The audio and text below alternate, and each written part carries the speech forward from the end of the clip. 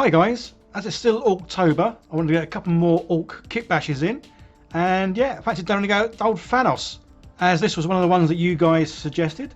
So usual sort of thing, start going through the old bits box, and I want to try and get some arms that didn't have weapons in. Obviously I can just go through and cut off any weapons, but I thought I'd see if I can get some hands that look like they'd be suitable for, well, for glove wearing. So I picked out several to choose from. And then it was on to my other bits box of heads. Yeah, and as you can see, most of the heads I've got in here are Orc ones. I do have a few sort of other army ones, but yeah, definitely mostly Orc stuff, which is pretty cool. And again, I wanted one that didn't have a helmet on, because at this point I was going to have him helmetless, but as you've already seen the thumbnail, you'll see that he does actually end up with a helmet. And then for his glove, I remember seeing a large hand in the Assault Intercessors box, and yeah, I thought I'd cut that one out. But you do get two in every set, which is pretty cool. So the next bit's always the fun and possibly terrifying bit, and this is where you get the models and you start cutting them up. So obviously once you cut, that's it, you can't kind of go back.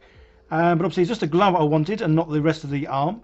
So yeah, using the snips, obviously this plastic is so easy to cut, which is pretty cool. And then yeah, using a well, pretty blunt scalpel, just to shave it a little bit, just to sort of smooth out any sort of other areas. So I'd already picked out the body for this. It's one of the ones that I'd sort of assembled or part assembled ages ago, and then just simply a case of gluing it all together. This is where sometimes I'm a little impatient and I kind of glue several bits at once, when really I should sort of glue one bit, let it dry, and then go on to glue the next. So yeah, sometimes I'm a little bit impatient. But I did actually glue the arm on, and then I didn't like the pose because the fist was too near. Well, when I got his head on, he was almost punching himself in the face. So I took the arm off, put a bit of milliput in there, just to sort of spread out the arm, so there's a bit of a gap between his glove and his face. And like I say, this plastic is very soft and easy to sort of cut away with the snips, which is what I generally do first when I want to remove an area, and then get the scalpel and then just sort of shave it away, just to make it nice and smooth. Because obviously this guy was meant to have some sort of backpack on, and obviously he had the straps for it. So yeah, remove those as well.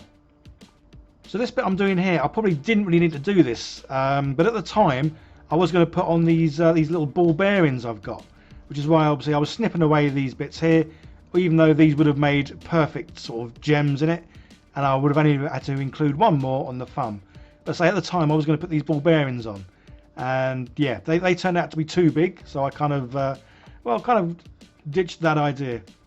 And again, with the weapon, I was just going to have the axe that he had, but then obviously usual sort of thing, I remembered I've got a 3D printer, so why not 3D print parts out? So I printed out well, Thanos's weapon. So yeah, now we're doing the gems. I say I was going to use ball bearings, but they turned out to be rather too large, so then I used some of the green stuff to make some really minute little gemstones, which is where what was originally on his glove would have been perfect for this, and it would have meant I just had to do the one gemstone for his thumb. But hey ho, sometimes we learn lessons, sometimes we don't, but a lot of these sort of kit bashes, you have a rough idea what you're doing, and then you kind of make up the rest of it, well, as you go along really. I was really pleased with how he was coming along. I say I was going to leave his head sort of, well, as it was, but then again, remembering I got a 3D printer, had a little look online, and yeah, I could find Thanos' helmet and print it off. So usual sort of thing, I printed off about 3 or 4 different sizes, just because I wasn't too sure of exactly what size I'd need. There's only like a mil or so in between them, but then this one looked like it was going to fit perfectly. Just had to take his ears off, and yeah, it was a perfect fit. Had to trim away a bit of the back of the helmet, just because obviously these guys do seem to have their heads pretty low down in their bodies. And then yeah, usual sort of thing, good old slap chop method, although part of what I do ended up not being slap chop. For some reason when I was doing the dry brushing, I kind of dry brushed too much, especially with the whites, and it seemed to go in, well, it went in quite a few of the nooks and crannies. So not too sure why for this reason, or for this instance, it went a bit sort of, well, a bit slap happy. But yeah, it wasn't as good as what I normally do. But I do kind of correct that as we go along. You'll soon see. And then yeah, using the good old contrast paints, just sort of painting straight over.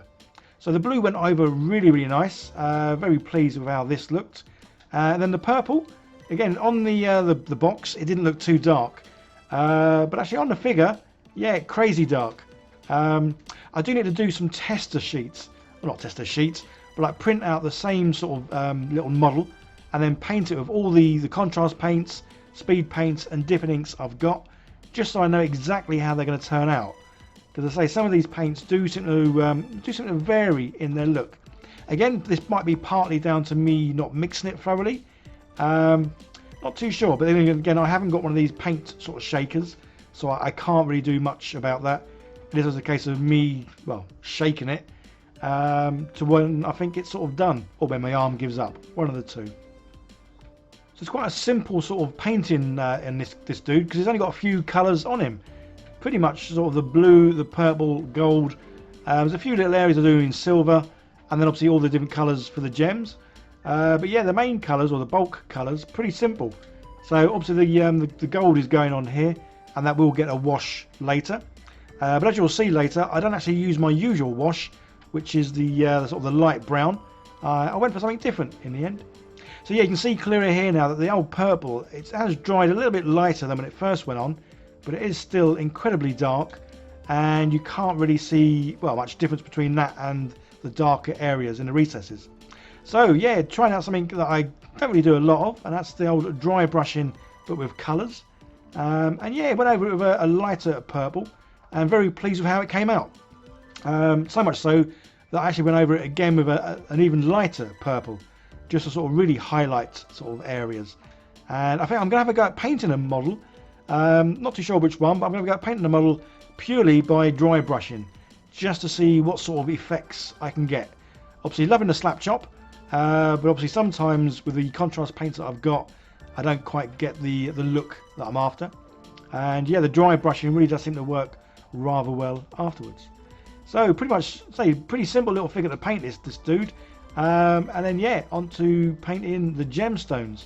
So I've been looking and looking, and I think I've got these in the right order, because there does seem to be quite a bit of variation in the colours and the locations. So fingers crossed they are spot on. So yeah, this is what I was saying about the normally do a sort of a brown wash, but I thought because there's a lot of purple on him, I would do a purple wash. But as opposed to my usual sort of lather the thing in the wash, I've gone a bit more sparingly this time. So it is there, but it's not as strong as I normally do it. And yeah, I think the effect came out really well in this. And so yeah, the end result, very pleased with. And yeah, this is him in all his glory.